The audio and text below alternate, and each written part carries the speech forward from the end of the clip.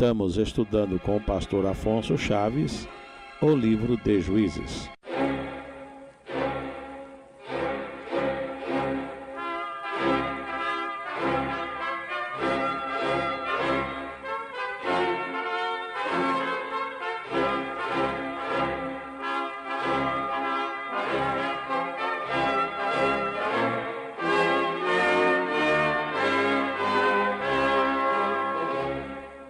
Prosseguimos em nosso estudo nas Sagradas Escrituras, dando continuidade ao livro de Juízes, onde temos parado no capítulo 16, falando sobre o 13º juiz de Israel, isso numa contagem por nós feita, não sendo incluído nessa contagem a atuação de Abimeleque, que já foi estudado neste mesmo livro. Mas aqui temos um juiz com uma atuação totalmente diferente de um padrão de moral esperado por cada um de nós, mas entendamos, o tempo é outro.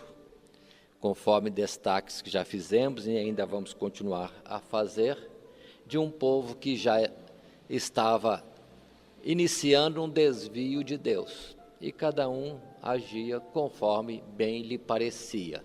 E algumas coisas que hoje nitidamente são transgressão, desaprovadas por Deus, por eles eram coisas como comuns, transgressões terríveis, e vamos entender que diante de Deus era censurado, era desaprovado, só que eles não tinham conhecimento, não estavam ainda no tempo de entender estas mesmas coisas. O tempo que nós vivemos é de um maior rigor, não é de maior liberdade, é maior rigor. É como se Jesus dissesse: vistes como viviam os antigos, eu, porém, vos digo. Aí o Senhor traz a correção como deve ser feita. E também a nossa base, a firmeza da nossa fé não está nos homens que Deus usou, mas sim no próprio Deus que atua em todas as coisas. Como vimos no passado, os próprios patriarcas das tribos de Israel, como comportavam mal aqueles homens. Mas vimos também no final da carreira que já eram homens mais quebrantados, já com o peso dos anos da vida, com um modo de viver diferenciado do princípio, no tempo da sua mocidade talvez. Homens que queriam matar o seu próprio irmão José, homens que depois estavam prontos a dar tudo pelo seu irmão menor Benjamim. Mudou bastante com o passar dos anos. E agora estamos estudando Sansão, desde alguns capítulos anteriores, na verdade desde o capítulo 13, mostrando a atuação de Sansão com comportamentos censuráveis no nosso modo de ver hoje, na perfeição que temos já tido dela noção pela revelação de Cristo Jesus e a sua mensagem dada a nós, mas era um homem que Deus estava usando da forma como era o padrão daquele tempo. E assim, interrompemos nosso estudo no capítulo 16, onde os primeiros versos colocam para nós Sansão, outra vez enamorado de outra mulher, e sempre Sansão, observe, sendo atraído por mulheres dos filisteus, mulheres filisteias, e isso não era um acaso. Lembremos do que vimos nos capítulos anteriores, isso provinha de Deus, que o impulsionava para provocar questões com os filisteus. E depois no verso 4, outra mulher entra na vida de Sansão, e no caso fala o verso 4, que veio a ser Dalila, uma mulher do vale de Soreg, naturalmente, território dos filisteus. E lá está, Sansão, enamorado, apaixonado por outra mulher de entre os filisteus. Provocação de Deus, entendamos, frisemos isto.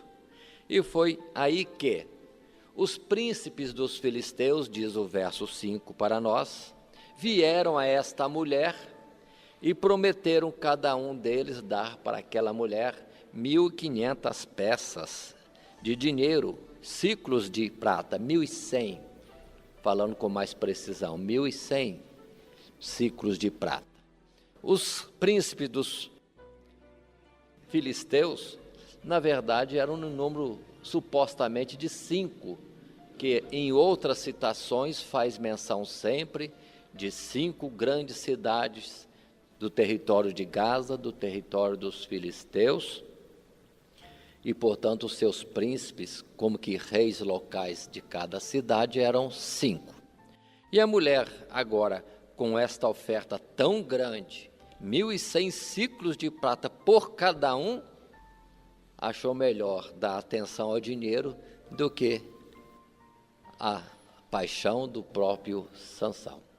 E procura, de alguma forma, obter dele qual é o segredo. O verso 6, temos a expressão que diz: disse, pois, Dalila a Sansão, declara-me, peço-te, em que consiste a tua força e com que poderias ser amarrado para te poderem subjugar. Aí está. Tal qual a primeira mulher, essa também agora fica só em cima de Sansão para saber o segredo. E observe que Sansão se mostra simples, não aprendeu a lição ainda. E começa a falar algumas coisas. Na verdade, ele por 3 vezes mente para ela. A primeira vez disse que se fosse amarrado, diz o verso 7, com 7 tendões frescos, ainda não secos, ele perderia a força. A mulher faz isto e é demonstrado que não era verdade. Enquanto isso, os filisteus estão de tocaia, só esperando a confirmação. Uma segunda vez, é falado no verso 12, que cordas novas, se fosse amarrado com cordas novas, ele perderia a sua força. E outra vez, não é verdade. E no verso já 13, ele propõe uma terceira situação: se teceres as 7 tranças da minha cabeça, aí mais algum detalhe, tudo invenção dele, ele perderia a força. E a mulher, observem, que ele não percebe nada, vai tecendo a cabeleireira dele, usando o material de teia de aranha, e vai trabalhando com aquilo. Mentira. 3 vezes ele conseguiu enganá-la, mas diz a palavra que ela ficou em cima dele, numa insistência tal. Verso 15, então ela lhe diz: como dizes que me amas, se não está comigo o teu coração? Já 3 vezes zombaste de mim, e ainda não me declaraste que consiste a tua grande força. Imagina a mulher em cima do homem com a conversa o dia inteiro nesse assunto.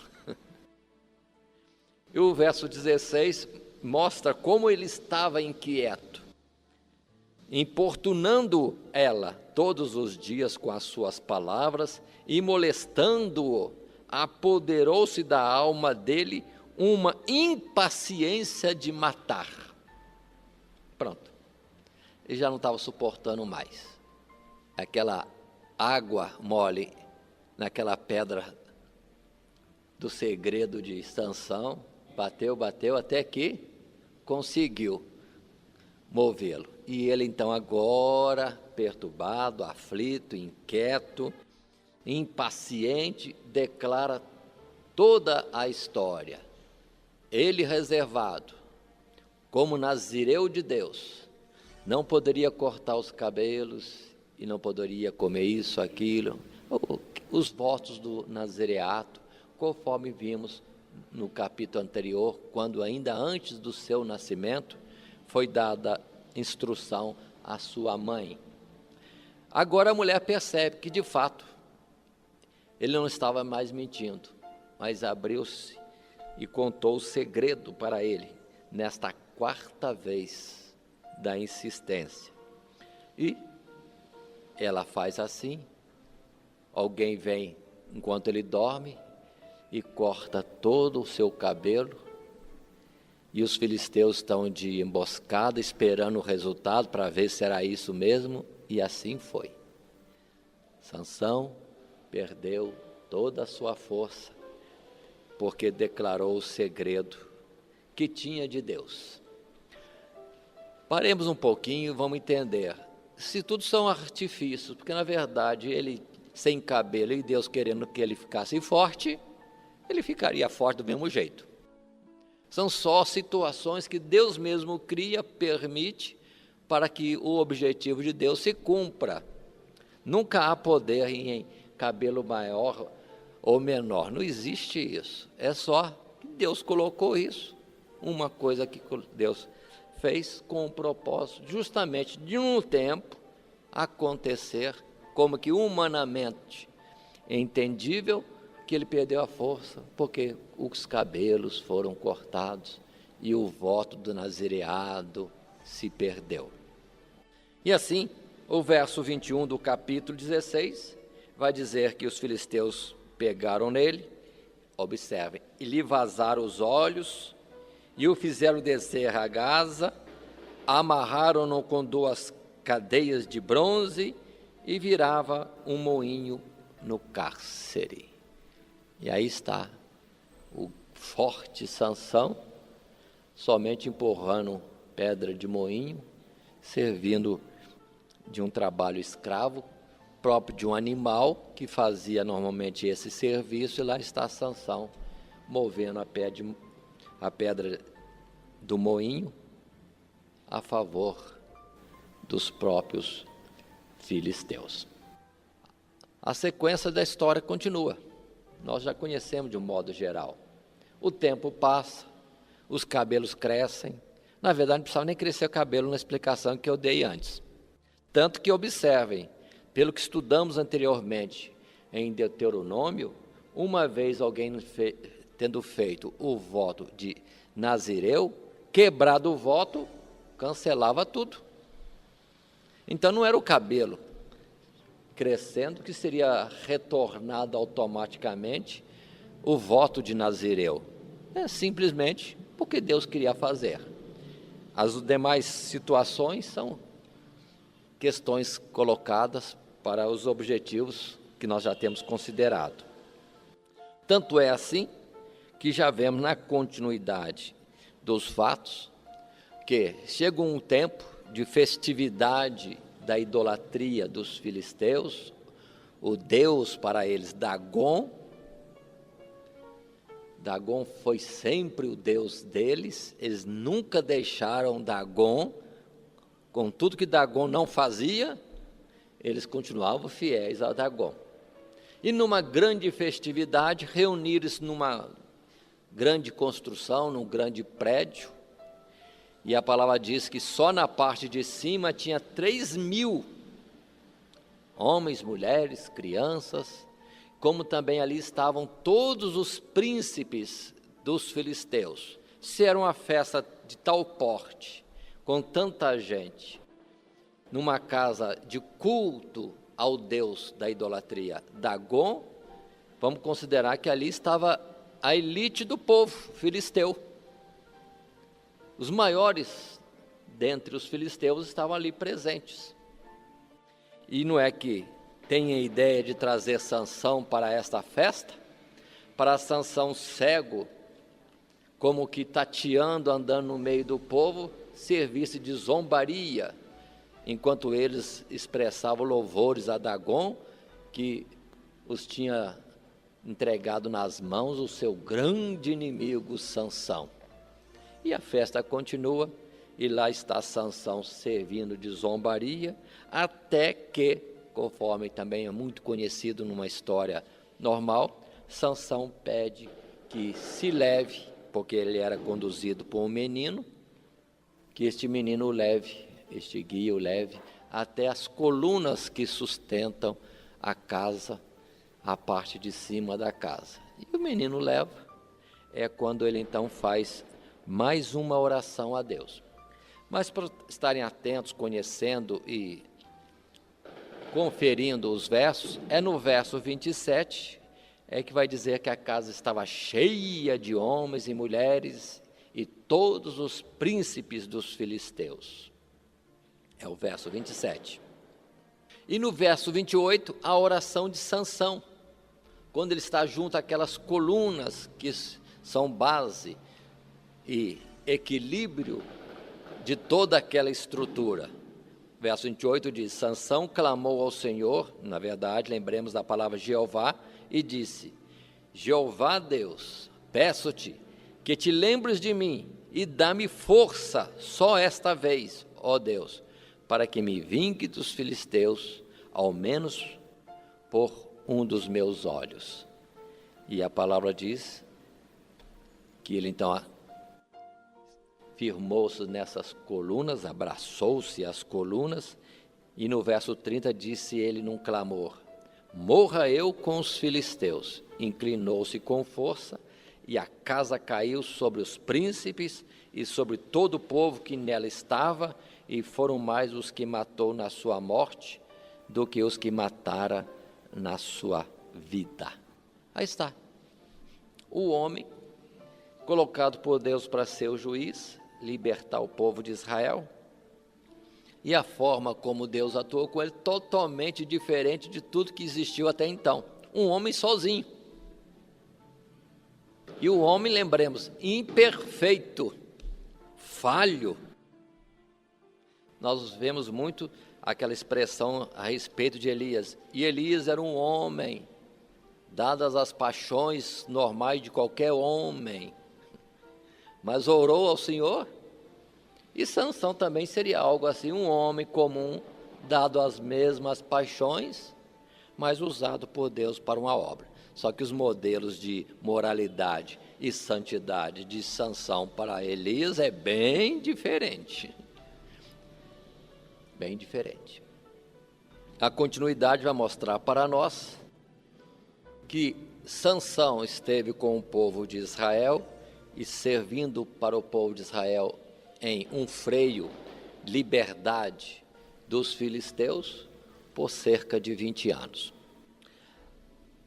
Paremos um pouco. Não foi só o livramento, vamos observar. Sansão, sendo inimigo e atuando, enfraquecia os filisteus. Como enfraqueceu nessa perda tão grande assim dos líderes. Num continuar da história, analisando, para os filisteus se levantarem de novo e virem a perturbar Israel, isso aí leva muito tempo, muito tempo. Já foi um alívio, não foi só por 20 anos, foi na consequência um tempo longo para os filisteus de novo se levantarem. Por outro lado, Deus se mostra Deus para o povo de Israel e para os próprios inimigos. O povo não servia a Deus, estava desviado, andando errado, mas Deus continuava sendo Deus. A infidelidade do homem ou de um povo para com o seu Deus, ou o nosso Deus, Deus verdadeiro, não anula o poder, a majestade, a nobreza de Deus. Pelo que nesse ato que Deus fez, Deus ridicularizou a idolatria em Dagon, porque o homem sozinho, cego, destruiu toda aquela elite dos filisteus. E lembremos que no meio disso aí deve ter ido também o ídolo Dagon, tiveram que fazer outro. É Deus trazendo o seu juízo sobre o povo e sobre a idolatria. Mas observe o vexame dos que se chamam povo de Deus quando não andam em obediência a Deus. O Dagon, que não é nada, sempre derrotado, quebrado, continua sendo Deus dos filisteus, enquanto que Jeová, o Deus Todo-Poderoso, sempre é desonrado pelo seu próprio povo, que o esquece, que o troca por qualquer coisa. Vamos entender, irmãos, é lição para nós, vamos vigiar, porque se não vigiarmos, facilmente a gente troca o nosso Deus que é verdadeiro, que é santo, que é benigno, por qualquer situação ou qualquer oferta que se nos apresente. Vamos tomar cuidado com isso. E, mais ainda, continuo falando a respeito de Sansão. Nós fazemos juízo, se colocássemos Sansão como réu num tribunal que nós fôssemos os juízes, coitado de Sansão, estava condenado, rejeitado por toda a eternidade. Não é isso que nós ouvimos? Nós nos espantamos com a vida não de comportamentos bons de Sansão? Sim, condenamos. Mas lembremos que Sansão é citado lá em Hebreus capítulo 11, verso 32, como sendo um que andou em fé também. Então, na verdade, volta o princípio. Não é pelo nosso mérito, não é pela nossa justiça que podemos ser salvos ou somos salvos, mas tão somente pela expiação em Cristo Jesus. Somos beneficiados pelo ato da redenção por crermos em Deus, crermos em Jesus. Vamos colocar isso também a crédito de Sansão. Ele não é nada, é falho como outro qualquer, mas estava a serviço de Deus, de uma forma questionável por nós. E lembremos da palavra de Romanos: ninguém vive para si, como também ninguém morre para si mesmo. Quer vivamos, quer morramos, somos do Senhor. Então o juízo humano perde toda a força diante do juízo verdadeiro e correto, completo, justo, misericordioso, terrível, tanto adjetivos bons como outros também não bons, tremendos, mas o juízo de Deus sempre será o correto em toda e qualquer análise. E aí está. Encerramos assim a história de Sansão no livro de Juízes e passamos à sequência. A sequência que teremos são 2 novos fatos, 2 ocorrências que dão consequências tremendas no prosseguir, no continuar da vida. As consequências são tremendas. Mas analisemos um fato e o outro fato, e vamos estar apercebidos de como o homem é falho. Não há um justo sequer.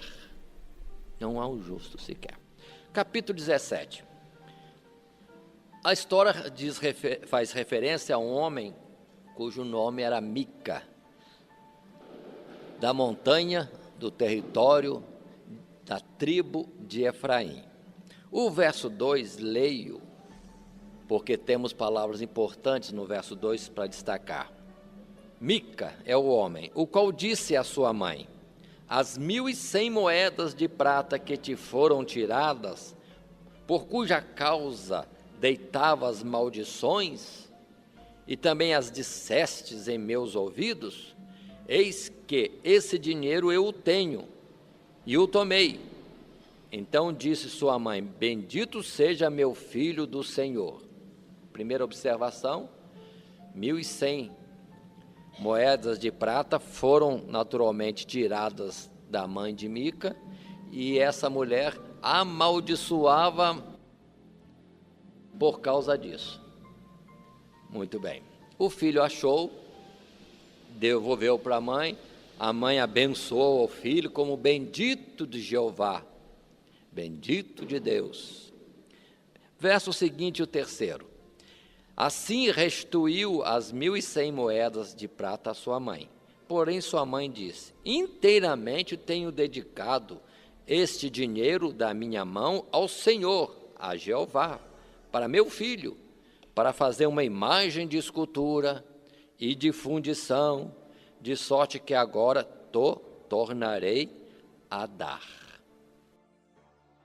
As 1.100 moedas eram para servir a Deus, construindo imagem de escultura e de fundição.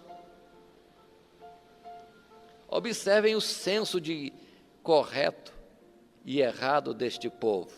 Primeiro, ela amaldiçoava a situação da perda das moedas. Achou as moedas, foram dedicadas a Deus para construir imagens. Olha, como os caminhos podem parecer bons, os nossos pensamentos e planos podem parecer bons, mas o final, vamos continuar e verificar, como disse Salomão, que os caminhos são de morte.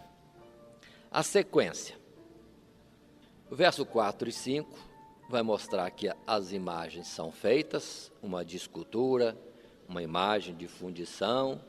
O verso 5 complementa e diz: e tinha este homem, Mica, uma casa de deuses, e fez um éfode, e terafins, e consagrou a um de seus filhos para que lhe fosse por sacerdote.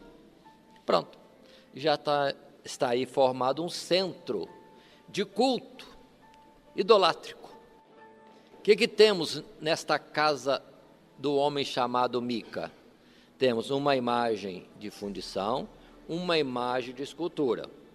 Depois ele ainda fez um éfode, uma estola sacerdotal, que era próprio para o sumo sacerdote da família de Arão, na tribo de Levi, ele faz.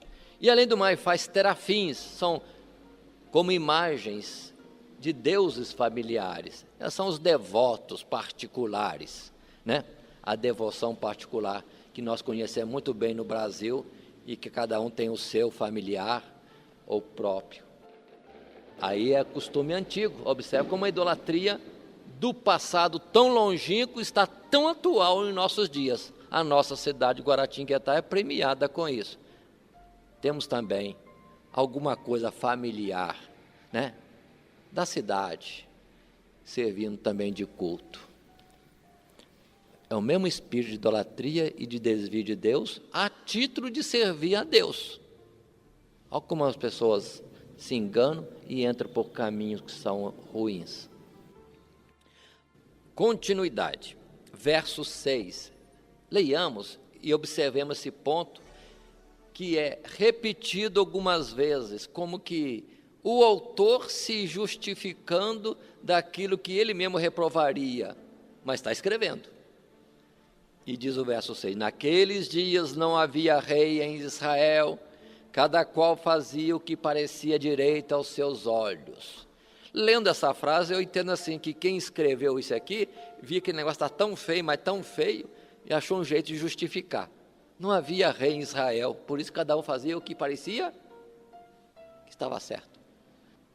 A mim pareceu que o próprio autor desse registro não estava satisfeito, à vontade para escrever esta história. Essa é uma vez, mas temos outras vezes que ele volta à mesma tecla. E não havia rei, e cada um fazia segundo o que lhe parecia bem. Agora eu pergunto, não havia rei? Havia rei ou não havia rei? Havia rei. Quem era o rei? O próprio Deus. Mas eles não estavam nem sabendo que existia um rei, o próprio Deus, que poderia lhes orientar a cada necessidade. Não consultavam, na verdade, a Deus. É como se Deus não existisse, ou estivesse muito longe, ocupado demais para dar direção.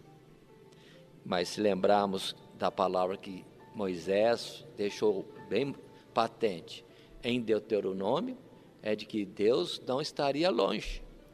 A orientação de Deus não estaria longe, não estaria além do mar, não estaria além das montanhas.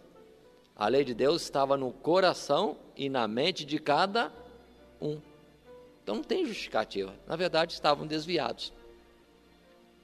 E assim sendo, depois dessa explicação do escritor, e lembremos mais uma vez, a Bíblia é um dos livros únicos no mundo, se não for o único, em que o próprio Deus faz questão de mostrar tudo. Ele não esconde nada.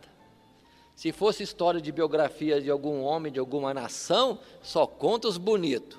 E às vezes até enfeita demais, que nem é verdade. Mas o podre mesmo, a realidade, não se conta. Mas a palavra de Deus é a verdade, mostrando aquilo que é louvável entre os homens, ou de alguns homens, mas também aquilo que é censurável, reprovável de alguns homens. Deus não esconde nada, ainda mais quando ele diz que no seu juízo não ficará coisa alguma encoberta, nem uma palavra ficará encoberta naquele grande dia. Mas continuemos. E assim, com essa introdução de que não havia rei, por isso que cada um fazia o que achava certo, vai continuar a história, e é uma história, de fato, muito triste. Mas, não esqueçamos, é no meio de Israel, do povo de Deus. Verso 7, temos a sequência. Um jovem de Belém de Judá, da tribo de Judá, que era levita e peregrinava ali. Paremos. Os levitas, como já vimos, eram espalhados por todas as tribos de Israel. Várias cidades eram dadas a eles, para eles terem como morada, porque a missão deles era estar ensinando o povo de Deus nas coisas de Deus. Dentre os levitas, em particular, a família de Arão, eram sacerdotes. A palavra diz no verso 7 que era um jovem levita, só levita. Não fala que ele era da descendência de Arão. Não fala. Leia o verso 8 porque é importante. E este homem, levita, partiu da cidade de Belém de Judá para peregrinar onde quer que achasse, bem frisado, comodidade. Chegando ele, pois, à montanha de Efraim, até a casa de Mica, seguindo o seu caminho. Paremos. O que esse levita estava procurando? Uma boa situação. Ele não estava procurando onde poderia servir a Deus. Parece até que é uma história atual. Muitos querendo comodidade. Se fazendo como obreiros de Deus, mas na comodidade. Não, observem, fazendo a vontade de Deus. Tanto assim que o verso 9, ele se explica para aquele homem Mica e recebe uma oferta. Verso 10. Então lhe disse Mica: fica comigo e sê-me por pai e sacerdote, e cada ano te darei 10 moedas de prata e vestuário e o teu sustento. E o levita entrou. Verso 11. E consentiu o levita em ficar com aquele homem, e este jovem lhe foi como um de seus filhos. O levita aceitou ser sacerdote. Já começa transgredindo. Ele não era da família de Arão, e ele, se era da família de Arão, ele não podia estar aqui, ele tinha que ministrar lá em Siló, onde estava o santuário de Deus. O que ele estava fazendo nas montanhas de Efraim?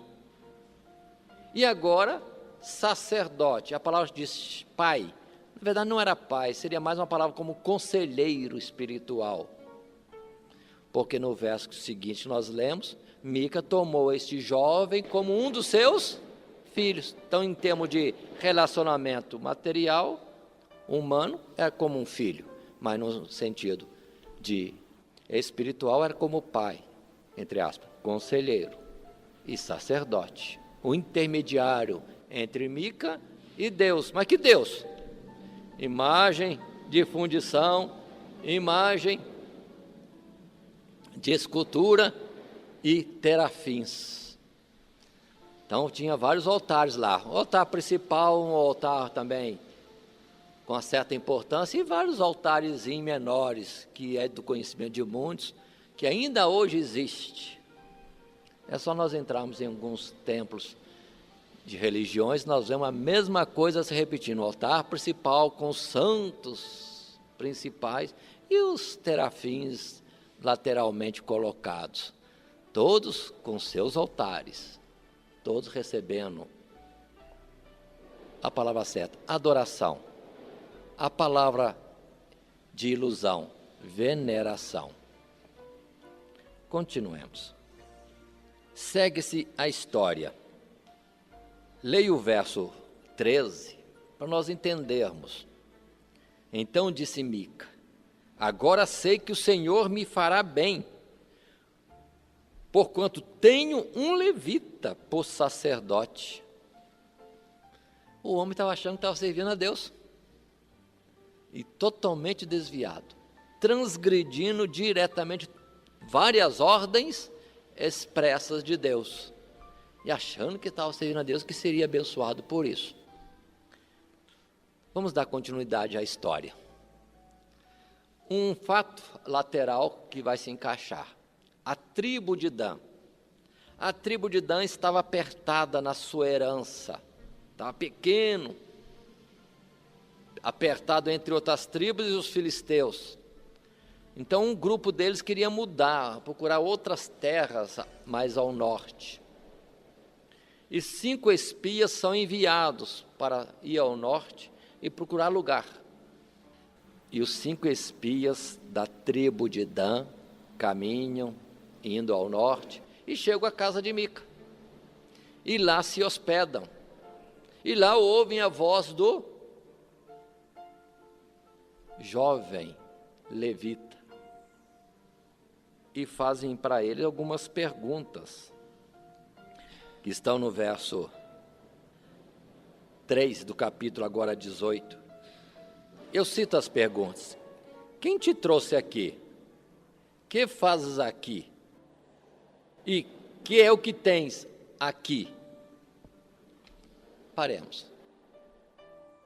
Essas perguntas colocam para nós como certo que ele estava fora de lugar. Os 5 espias da tribo de Dan estranharam: o que está fazendo aqui? Quem te trouxe aqui? O que você tem aqui? Ele estava totalmente fora. Como levita, tinha que estar em outro lugar e em outro serviço. E aquele jovem explica tudo. Eu fui contratado para ser sacerdote, conselheiro, para administrar a religiosidade idolátrica na casa de Mica. Aqui nós temos imagem de escultura, imagem de fundição, terafins, e eu uso um éfode e tenho salário. Ele achou comodidade, sim ou não? Estava bem cômodo. Servindo a Deus? Observem, pela comodidade, as coisas de Deus ele esqueceu e está sendo fiel na idolatria. O fato passa, e a sequência lateral dos espias de Dan é que vão mais longe, acham um território em que era, na verdade, ocupado, mas por gente simples, gente pacata, indefesa. Eles observam toda a região, aqui está bom. E voltam para a sua tribo ao sul, ajuntam o povo que quer mudar, achar mais espaço, e vão de novo agora, todo o grupo de homens, mulheres, crianças da tribo de Dan, para conquistar uma terra mais ao norte. E passam na casa de Mica outra vez, só que agora é um grupo grande de homens, centenas de homens armados estão passando por ali. E a palavra que temos é que os espias dizem para aquele grupo da tribo: olha, estejam atentos o que vão fazer, porque nessa casa tem sacerdote, tem deuses. Capítulo 18, verso 18. Entrando eles, pois, em casa de Mica, e tomando a imagem de escultura, e o éfode, e os terafins, e a imagem de fundição, disse-lhes o sacerdote: que estáis fazendo? O jovem levita chegou e viu o roubo. Verso 19. Leio para ficar bem claro as palavras usadas por aqueles homens. E eles lhe disseram: cala-te e põe a mão na boca e vem conosco, e sê-nos por pai e sacerdote. É-te melhor que seja sacerdote da casa de um só homem, do que ser sacerdote de uma tribo e de uma geração em Israel? Paremos. O sacerdote era fiel? A Deus já mostrou que não era fiel. A Mica também não era fiel, administrando religiosamente, espiritualmente, não conduzia a Mica ao certo. Concordou com Mica no que ele queria, porque estava interessado na comodidade. E agora que vem uma oferta grande desta, ele calou a boca mesmo. E diz o verso 20 do capítulo 18, faço questão de ler: então alegrou-se o coração do sacerdote, e tomou o éfode, os terafins, a imagem de escultura, e entrou no meio do povo. Ele gostou da ideia. E agora ele mesmo é que pega o material para ir embora. E eles seguiram, conquistaram a terra que queriam, mataram aquele povo que estava indefeso e despreocupado de qualquer coisa, e ali estabeleceram o seu lugar. Não é só o caso de conquistarem um espaço maior e morarem agora formando uma nova cidade. Observe bem, ao norte de Israel. E o verso 30 diz ainda para nós, leiamos: e os filhos de Dan levantaram para si aquela imagem de escultura, e Jonatas, filho de Gerson, o filho de Manassés, ele e seus filhos foram sacerdotes da tribo dos danitas, até ao dia do cativeiro da terra. Assim, pois, a imagem de escultura que fizera Mica, estabeleceram para si todos os dias que a casa de Deus esteve em Siló. Aí está a história. Terminou? Não terminou. Não mais registro em Juízes, mas registro na Bíblia. Vamos ver Dan? O que é Dan? É uma tribo que não é citada entre as tribos que herdam os céus. A obra que a mãe de Mica queria consagrar a Deus era a Deus? A estátua que Mica colocou na sua casa e o sacerdócio e o culto que ele estabeleceu na sua casa, a casa de oração, alguém diria, que ele estabeleceu, era para Deus? E aquilo tudo foi para bem? Não foi, foi para a destruição de uma tribo em Israel. Qual foi o desvio? Idolatria. Se Deus constituiu um lugar para estar o seu nome e o seu santuário, entendam agora por quê. Mais à frente, um rei chamado Jeroboão, querendo se firmar no trono, vai decretar que a cidade de Dan seja o lugar de culto das 10 tribos de Israel. Como também havia uma outra ao sul, no caso em Betel. Mas paremos e vamos considerar um ato simples, uma questão simples, um desvio pequeno trouxe o mal para uma tribo que se afastou totalmente, e as outras demais tribos que depois vieram juntos com a idolatria de Dan. Irmãos, um abismo chama outro abismo. Uma noite anuncia outra noite. Uma coisinha pequenininha repercutiu na destruição de uma tribo, repetimos, e depois atingiu 10 tribos de Israel.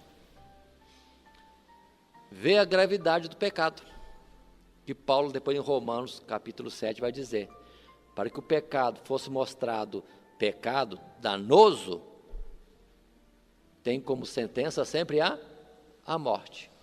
Aquele que pecar, esse morrerá. Mas às vezes nós vemos que aquele que peca, morre e leva à morte a muitos. Precisamos estar atentos a isso. E vamos assim passar a um outro ponto, o segundo ponto triste da história dos juízes. Mas como nós estávamos falando antes, parece que o escritor volta a dizer, não havia rei, e cada um fazia o que bem lhe parecia.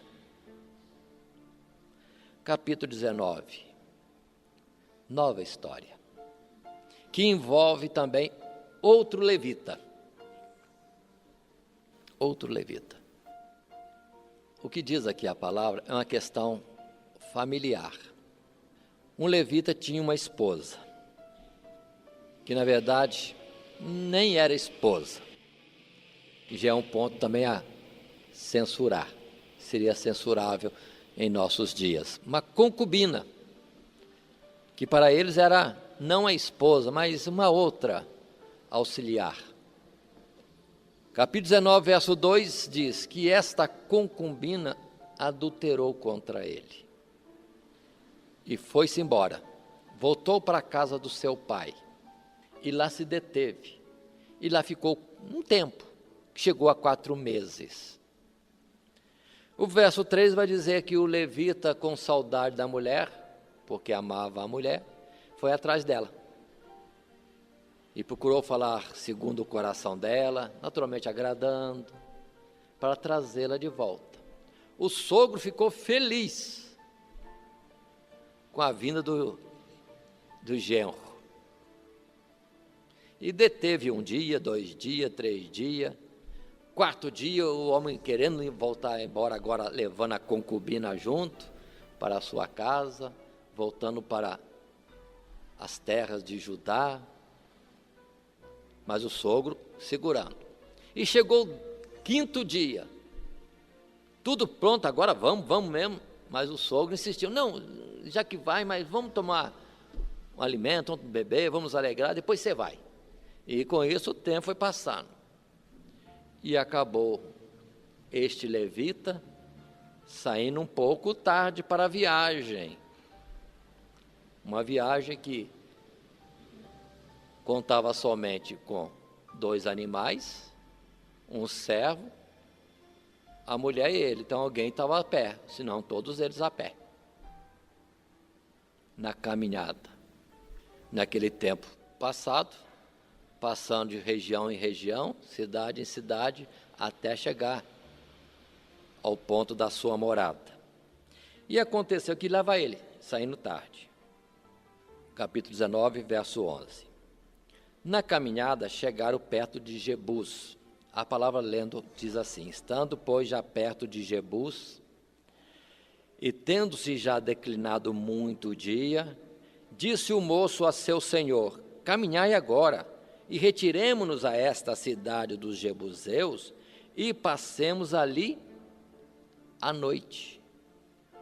O jovem, o auxiliar, o servo que estava acompanhando seu senhor, ajudando naquela trajetória, falou para o patrão, melhor a gente passar a noite aqui, está chegando a noite, nós estamos numa caminhada que não vamos chegar onde nós temos que chegar, vamos ficar aqui em Jebu. Jebu, irmãos, seria hoje a cidade de Jerusalém, e observe que com isso, Jebus, onde estavam os Jebuseus, que depois é Jerusalém, ficou muito tempo no meio do povo de Israel, sem ser a Jerusalém escolhida por Deus, que depois foi conquistada por Davi para ser o lugar do santuário de Deus. Estava lá no meio do povo quem estavam estrangeiros, Jebuseus, aqueles que enganaram a Josué. Muito bem. Mas o levita responde de uma forma bem clara, que não, de forma nenhuma, não vamos nos abrigar numa cidade estranha, senão em uma cidade das tribos de Israel. E continuaram caminhando. E chegaram assim até Gibeá, uma cidade perto de Jerusalém, indo mais para adiante, para Belém, de onde era o levita que nós estamos considerando. Muito bem. Qual cidade que é? Uma cidade da tribo de Benjamim, Gibeá. Entram na cidade, ficam na praça, e ninguém lhe oferece pouso, hospedagem, mostrando que entende-se que alguém deveria dar hospedagem. E ninguém dava hospedagem. Chegou a noite, eles estão no meio da praça, da cidade de Gibeá, da tribo de Benjamim. Só mais à frente, vem um ancião, que é da região de Efraim, melhor dizendo, o levita é da terra de Efraim, não de Belém. Um ancião de Efraim percebe o estrangeiro na praça, vai até ele e diz: mas ninguém te ofereceu hospedagem? Não, ninguém ofereceu hospedagem. Estou aqui, vou para tal lugar, e vou esperar a noite passar e vou embora. O levita ainda diz: eu tenho tudo, eu tenho alimento, tenho bebida, tenho alimentação para os animais, se alguém me der hospedagem não vou ser pesado em nada. E o ancião, que não era da tribo de Benjamim, que era de Efraim, estava morando ali, diz para ele: vai para minha casa, se faltar alguma coisa eu completo, não seja por isso não. E é recebido na casa do ancião. Bom, vamos ler, porque ler melhor. Se fosse uma biografia, pulava essas palavras agora, porque é muito feio. Mas é uma coisa que Deus não escondeu. Verso 22, capítulo 19. Então eles, alegrando o seu coração, eis que os homens daquela cidade, homens que eram filhos de Belial, cercaram a casa, batendo a porta, e falaram ao velho, senhor da casa, dizendo: tira para fora o homem que entrou em tua casa, para que o conheçamos. É o mesmo fato que se deu em Sodoma e Gomorra. Lembro que os anjos foram a Ló, na cidade de Sodoma, e que os moradores da cidade cercaram a casa e disseram: olha, põe para fora esses que chegaram aí, porque queremos conhecê-los. Essa palavra conhecê-los está suave, escondendo a outra palavra pior. Observem como este ancião se coloca em defesa dos hóspedes. Verso 23. E o homem, senhor da casa, saiu a eles e disse: não, irmãos meus, ora, não façais semelhante mal, já que este homem entrou em minha casa, não façais tal loucura. O velho, o dono da casa. Verso 24, leio: eis que a minha filha virgem e a concubina dele tirarei para fora, humilhai-as a elas e fazei delas o que parecer bem aos vossos olhos, porém a este homem não façais loucura semelhante. Não encontro outras palavras para falar isso aqui, não sei lendo. O homem defendia o hóspede, levita, até o ponto de dar sua filha virgem à mercê da malícia e crueldade dos moradores daquela cidade. 25. Porém aqueles homens não quiseram ouvir. Então aquele homem, o levita, pegou da sua concubina e lhe atirou para fora. E eles a conheceram e abusaram dela toda a noite, até pela manhã, e subindo a alva, a deixaram. Isso é história de Sodoma e Gomorra? Não. Não é não. É de Gibeá, terra de Israel, tribo de Benjamim. Observe, irmãos. Que horror. E era conhecido como errado, mal. E já Sodoma e Gomorra já tinha sido destruído. Então, já havia um juízo. Havia manifestação de censura da parte de Deus. A história segue-se, infelizmente, nos versos seguintes, 27 e 28. O homem pega a mulher, põe em cima do jumento, a mulher morta, porque morreu, vai para sua casa, parte a mulher em 12 pedaços, está na Bíblia, né? Fora da Bíblia não. Manda um pedaço para cada tribo de Israel, cada tribo recebe aquilo, a notícia corre, que absurdo, que maldade, quem fez isso, o que aconteceu, que absurdo. Poderiam ser outras expressões mais como essas que eu disse, que foi mostrando que no meio do povo de Israel havia algo de moral, alguma coisa que a gente reprova hoje eles tinham como normal, mas alguma coisa era tido como errado, absurdo, maldade. E juntou Israel todinho para ver o que estava acontecendo. E chamam o levita, e o levita conta a história como foi. E o capítulo 20, verso 3, diz, no final, o levita, no final do verso 3, falai, como sucedeu esta maldade? O povo perguntando. E o levita conta a história, e ao final diz, verso 7, dai aqui a vossa palavra e conselho. O que vamos fazer? Decisão das tribos. Ajunta todo mundo e vamos castigar os moradores de Gibeá. Esta era a ideia deles de justiça. Retirar o mal, exterminando os moradores da cidade de Gibeá. Faço menção do verso 12, é importante. E as tribos de Israel enviaram homens por toda a tribo de Benjamim, dizendo, que maldade é esta que se fez entre vós? Dai-nos, pois, agora aqueles homens, filhos de Belial, filhos da maldade, filhos das trevas, filhos do diabo, que estão em Gibeá, para que os matemos e tiremos de Israel o mal. Porém, os filhos de Benjamim não quiseram ouvir a voz de seus irmãos, os filhos de Israel. Ao contrário, se ajuntaram para a batalha, para defender os que tinham feito mal. Olha, associar-se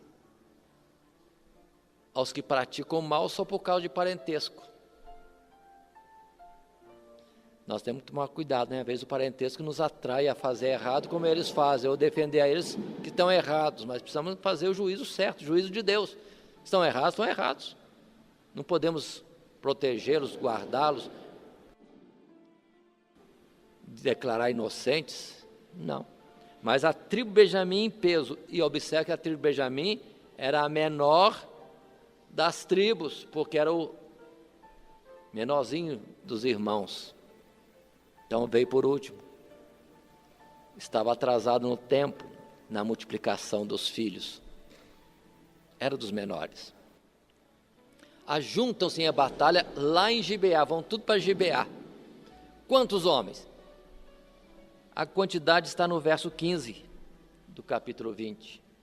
26 mil homens que arrancavam a espada e mais alguns lá escolhidos, 700 escolhidos, hábeis na funda. E o povo de Israel que ajuntou contra eles, 400 mil, dá mais de 10 por cada um. Leia o verso 18. As tribos de Israel se reúnem em Betel, e levantaram os filhos de Israel, e subiram a Betel, e perguntaram a Deus, e disseram, quem dentre nós subirá primeiro a pelejar contra Benjamim? E disse o Senhor, Judá subirá primeiro. Paremos um pouquinho. Aqui temos, irmãos, muitos irmãos reunidos para combater um irmão, uma tribo. E a irmã estava debaixo do alvo, se levantando contra as outras demais tribos. História difícil de contar.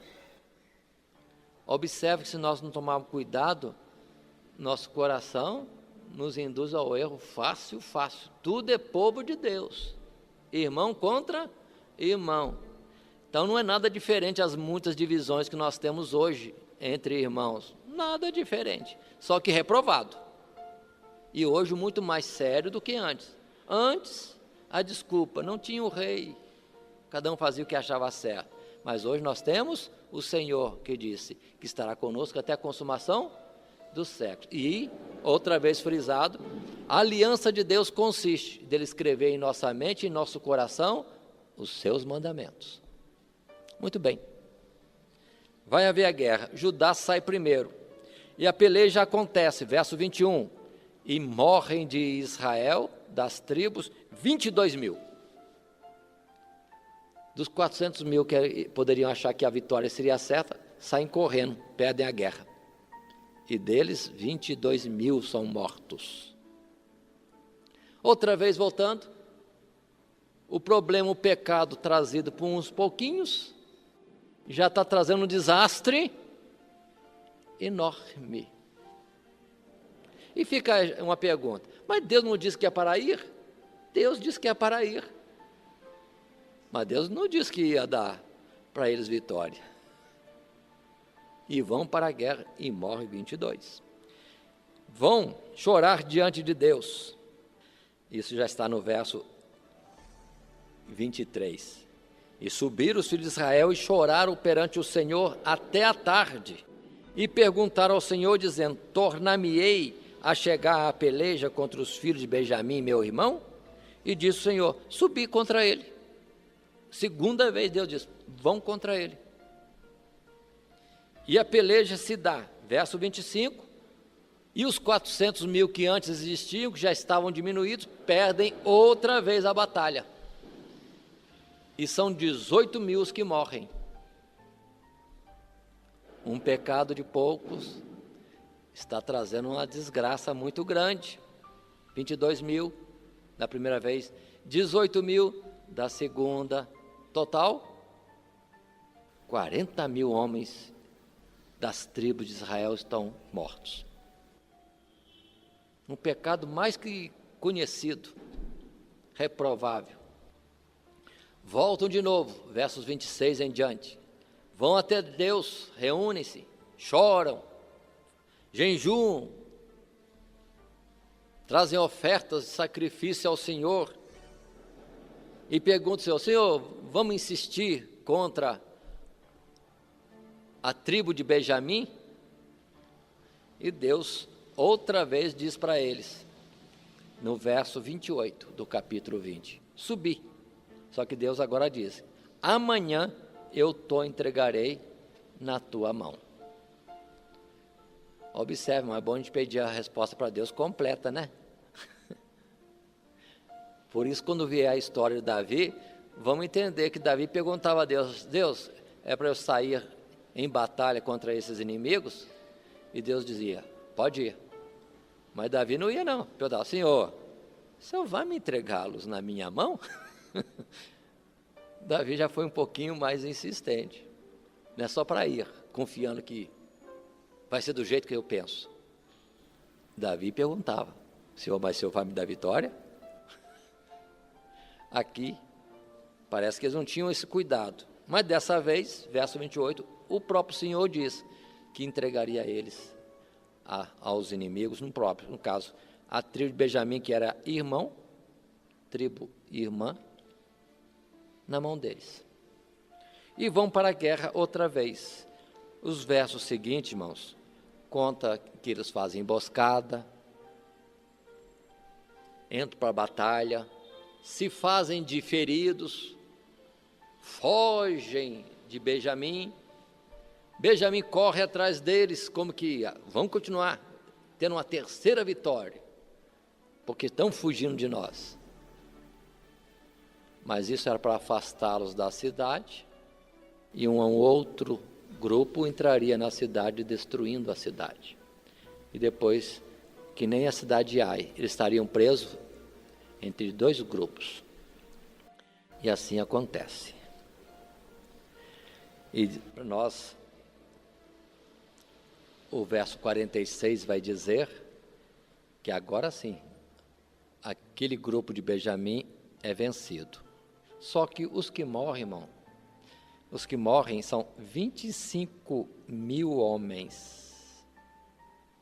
25 mil homens. Quantos tinham juntado? 26 mil. Quantos morreram agora? 25 mil. A descrição da batalha vai dizer para nós que eles também, as tribos, foram de cidade em cidade das tribos de Benjamim e foram destroçando, destruindo, dizimando todos da tribo de Benjamim. Olha a loucura da ira, né? O calor da batalha, vão destruindo tudo. Não interessa se não estava na questão, não estava. É de Benjamim, foram destruindo todas as cidades de Benjamim. A tribo menor sendo arrasada desta forma. Primeiramente, a cidade de Gibeá, né? Onde aconteceu o fato, foi exterminada, colocada a fogo. Então, os que morreram não foram só os 25 mil no campo de batalha, foi toda a tribo de Benjamim. Quantos eram? Não sei. Felizmente, vai a palavra dizer para nós, no verso 47, que 600 homens, somente 600 homens, guerreiros, da tribo de Benjamim é que fugiram para o deserto e foram para um certo lugar e se detiveram lá. De toda uma tribo de Israel, Benjamim, não sobrou nenhuma criança, menino ou menina, nenhum velho, nenhuma mulher, só sobraram 600 homens. É quando as outras tribos caíram em si. Ih, nós estamos destruindo uma tribo de Israel. E voltam para se reunir diante de Deus e vão chorar o desastre que aconteceu, que eles mesmos fizeram. É o capítulo 21, verso 2. E veio, pois, o povo a Betel, e ali ficaram até a tarde diante de Deus. E levantaram a sua voz e prantearam com grande pranto. Verso seguinte. E disseram: Ah, Jeová, Deus de Israel, por que sucedeu isso em Israel, que hoje falte uma tribo em Israel? Sucedeu que no dia seguinte o povo pela manhã se levantou, edificou ali um altar e ofereceu holocaustos e ofertas pacíficas. Agora, os vencedores, as tribos de Israel estão chorando. Destruímos uma tribo, nosso irmão. Aí pensa uma solução. O que vão fazer? 600 homens. Vamos dar mulheres para eles. Ah, vamos, mas só que nós juramos que nós nos íamos dar mulher para eles. Que nenhum de nós deixaria eles sem o castigo. Então, nós não podemos. Observa o senso de fidelidade no vosso. Voltaram, não querem quebrar. Então, eles tinham as coisas que fazem e que são gravemente erradas, mas tem como normal. E outras coisas, eles fazem entendendo que tem que ser certo, e é certo mesmo que façam. Guardar o voto. Fizeram o voto no nome do Senhor, então tem que guardar. Aí consultaram quem é que não veio para a batalha. Que cidade que não estava aqui na batalha, que não fez o nosso juramento. E descobrem no verso 12 do capítulo 21 que a cidade de Jabes de Gileade não estava na batalha. Tem alguém aí de Jabes de Gileade? Não, não veio ninguém. Ah, então vamos lá, vamos buscar a mulher de Jabes de Gileade. Absurdo. Mas está escrito aqui. Vão lá, matam todo mundo da cidade de Jabes de Gileade.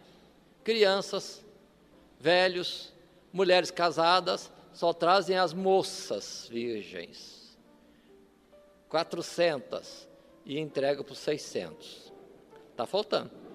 Mas voltemos atrás. Que senso de justiça é esse?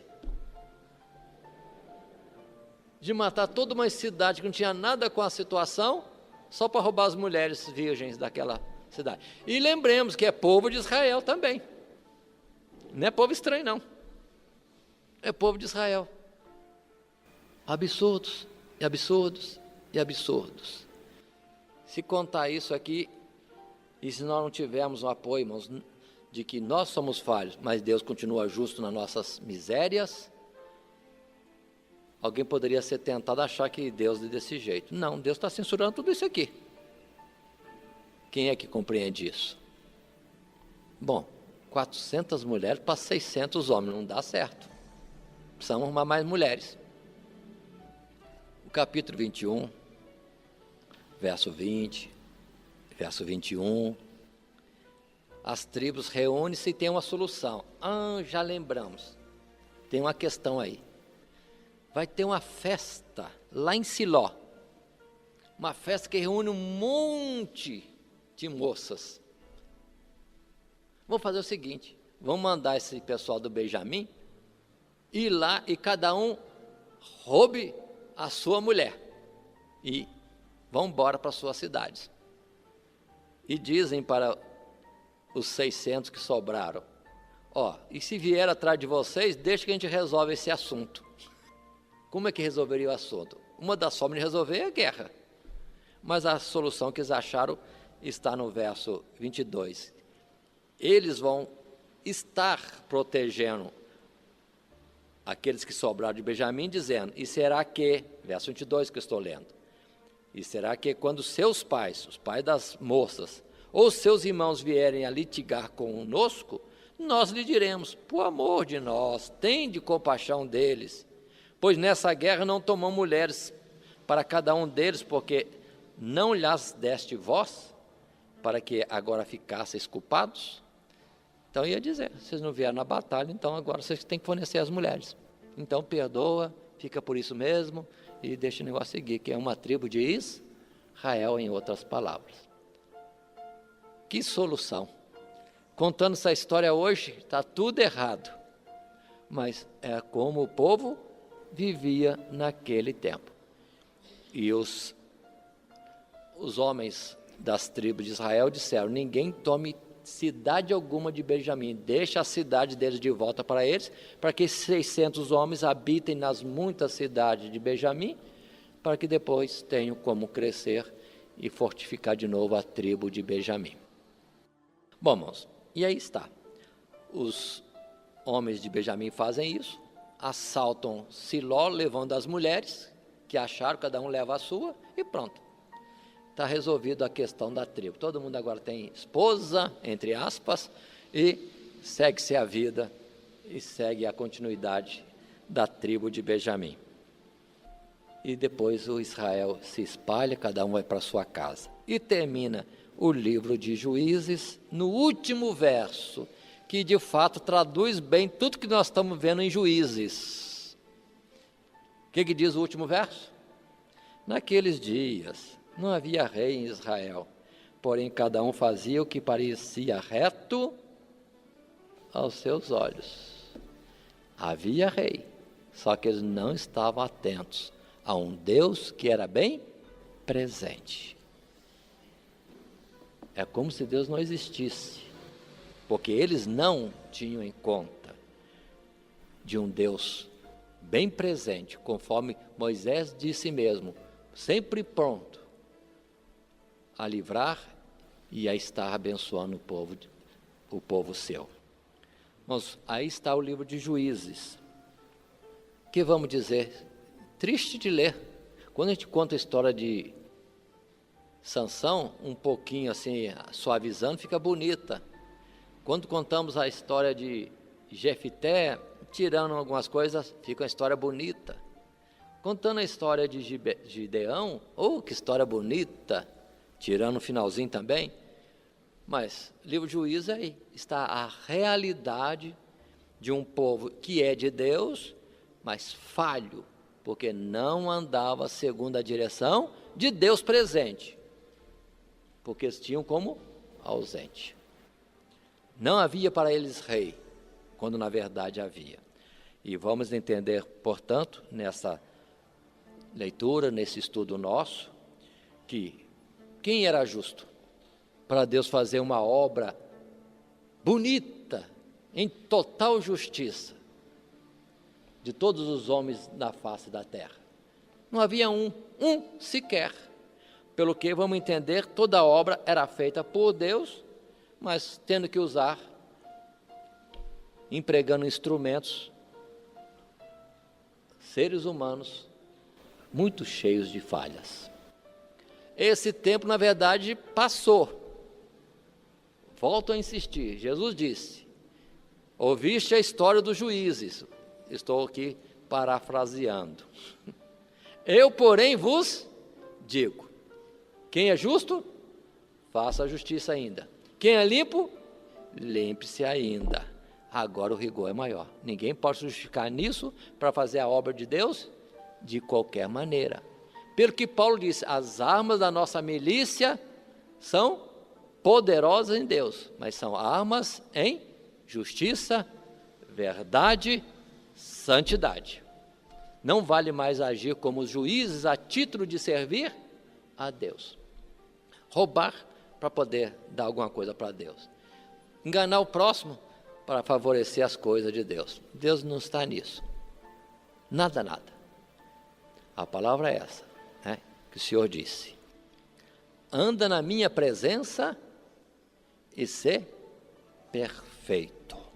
Esta é a palavra de Deus para esse tempo. Que naquele tempo eles não compreenderam, não absorveram, mas já estava com eles desde o tempo do Monte Horebe. Terminamos assim, irmãos, o livro de Juízes. Estaremos dando continuidade agora mais um livro, o livro de Ruth. E assim, que Deus nos abençoe em Cristo Jesus. Amém.